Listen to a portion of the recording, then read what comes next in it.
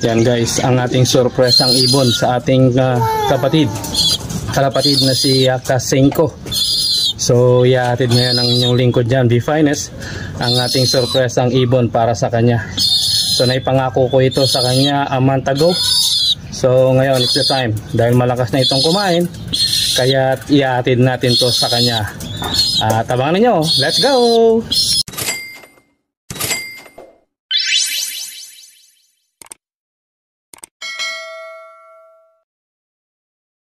Papasakaya sa ating panglasa ng ating kapatid na si Sir Eugene Sia or si Kasingko ang mata ng ating mga ibon.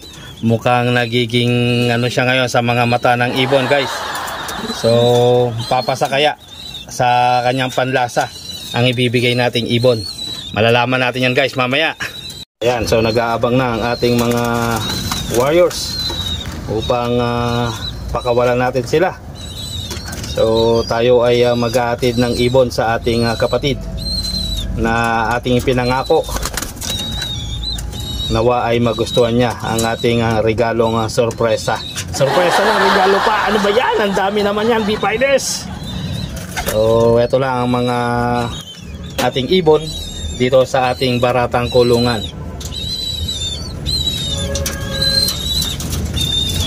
Kasasarap pagmasdan ng ating mga inakay habang lumalaki sila.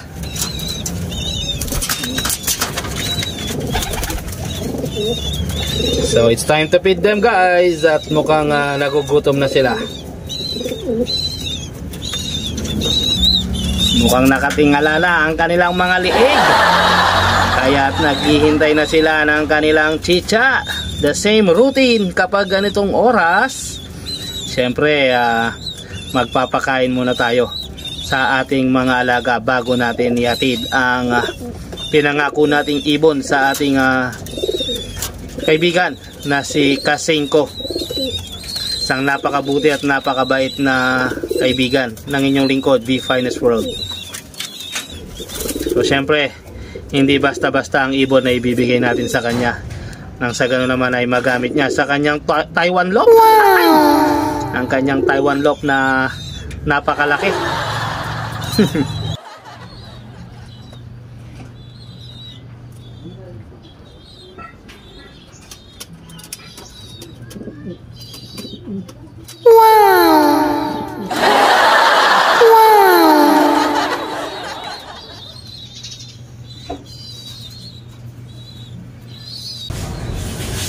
So ayan guys, bago tayo magatid ng kalapate sa ating kaibigan, magpapakain muna tayo sa ating mga alaga nang sa ganun ay busog niyang makuha ang kanyang gift bird mula kay Be Finest.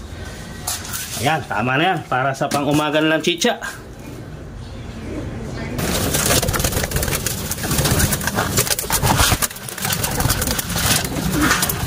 Ayan, nagbabardagulan na sila guys.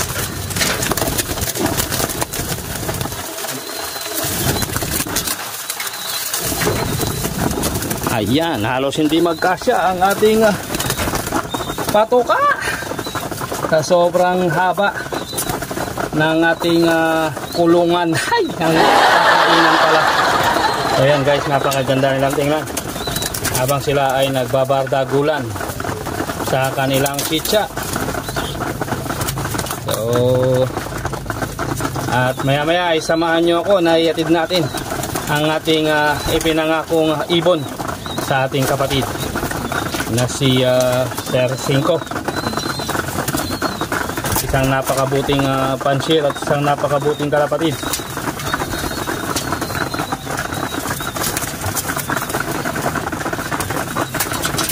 Ang gigilas nilang kumain.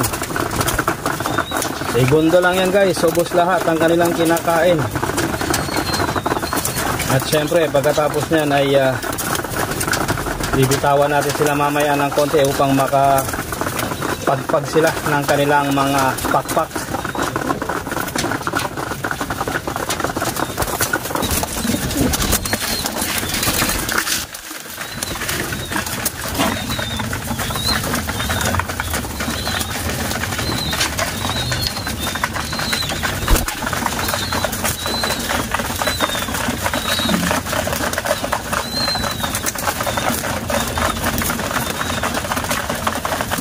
Ayan, simot na kaagad ang kanilang kinakain guys, kaya it's time for them para naman ipagpag ang kanilang mga katawan na hindi mabuo ang kanilang mga taba sa kanilang katawan at mapalitan ito ng energy.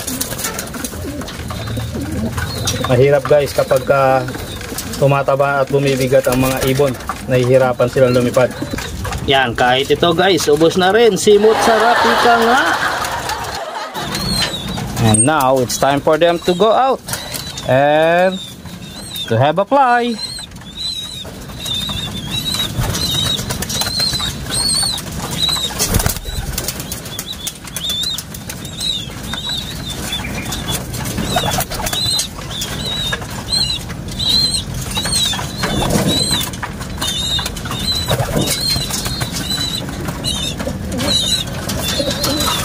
Ayan, at unti-unti nang lumalabas ang ating mga ibon upang ipagpag nila ang kanilang mga katawan.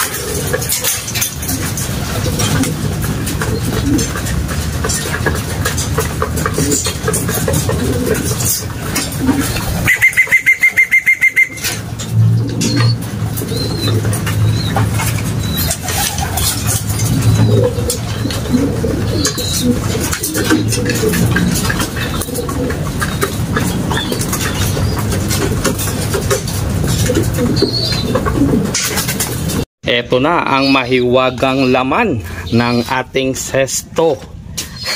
Ang ating sorpresang ibon sa ating kasingko na si Sir Eugene Santiago. So tingnan natin kung masusurpresa siya or plap lang ang ating regalo sa kanya. So ang sorpresang ibon na ito guys ay anak ng ating pure Taiwan line at ng pure Mandy Sarmiento line na Santa Ana finisher guys. Kaya hindi basta-basta ang ibon na ito na ipagkakaloob natin sa ating kaibigan kay Cinco, kay Sir Eugene Santiago. So wait natin guys kung ano ang kanyang magiging reaction. Palagay ko ay matagal niya nang hinihintay ito dahil matagal ko na nasabi sa kanya, almost a month na rin. Kasi that time, ang ibon na ito ay ginagawa pa lang ng kanyang mga magulang. Ayan. Dahil ito nga ang paboritong kulay ng ating kaibigan. Kaya ito ang napili kong ibigay sa kanya. Pure Mandy Sarmiento line, cross sa Taiwan line guys, ang ating foundation bird. Sir Eugene Sia, sana ay pumasa ito sa iyong panglasa. Mga kasingko, tingnan natin ang reaksyon ng ating kaibigan sa ating sorpresa. Guys, ito na ang ating kaibigan at ang ating pangakong ibon sa kanya. Si ating kasingko, Mario Eugene. So ito na yung pinangako kong anak ng Taiwan line at ang pure Mandy Sarmiento line na Santa Ana finisher. So paboritong kulay niya to, sigurado magugustuhan niya yan. Wala ako. Teke. Black check. Ang galing mo. Yan. Ayan. Meron na naman tayong flyer.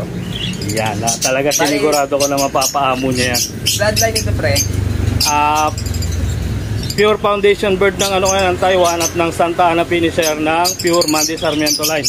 Ayun, ganda pala na ito. Sakto, ililipad ako black check.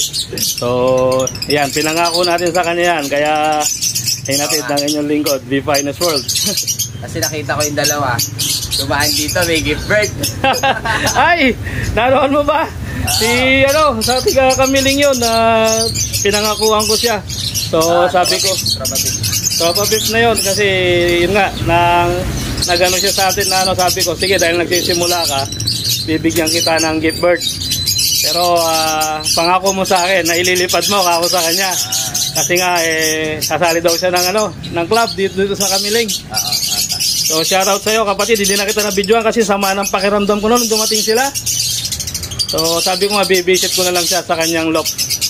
At sana ay magandang i-perform sa'yo ng ibon na yan. Dahil ang tatay niyan complete clock. Nga lang talagang hindi tayo pinapalad sa speed, hindi tayo marunong mag-kondisyon. Ayan ang ibon na pinagkaloob natin sa ating kapatid. Batang-bata. So yan, shoutout kay G Finest World. Supportahan nyo, napakabait. May gift bird tayo sa kanya. Gustong-gusto ko talagang mga ibon na yan, yung mga linyada na yan. Sigurado yan bro. At hindi ka pababayaan yan kahit anong laban ng karera, mapa-south o mapa-north. Pwede pang viewing na. Malakas nang kumain yan, sinigurado ko na. Eto. Kaya i-viewing mo na sa iyong Taiwan loft.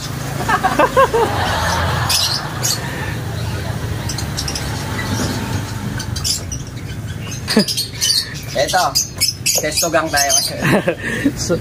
So guys, at visit din kayo rito sa kanyang poultry supply, ang 5. So napakabait na tao. Nagbibigay yan ng mga pamasko. Kaya lagi tayo nag-i-sponsor sa kanya. Kaya laging pinagpapala ang ating kapatid na yan dahil napakabait. So guys, napakamura ng kanyang mga paninda rito guys. Akala mo pinamimigay lang sa araw-araw. Saan ka nakakita na pangkarerang kalapati bebenta niya? 90 pesos guys, 100. So saan ka pa? Ayan, so dito po sa kanyang shop, makikita ang iba't ibang mga klase ng mga feeds. Ayan. So yan ang kanyang mga binibenta. Look at this guys, 90 pesos each. Saan ka nakakita pang karerang kalapati? 90 pesos. Dito lang yan makikita sa ating kapatid na si Kasingko.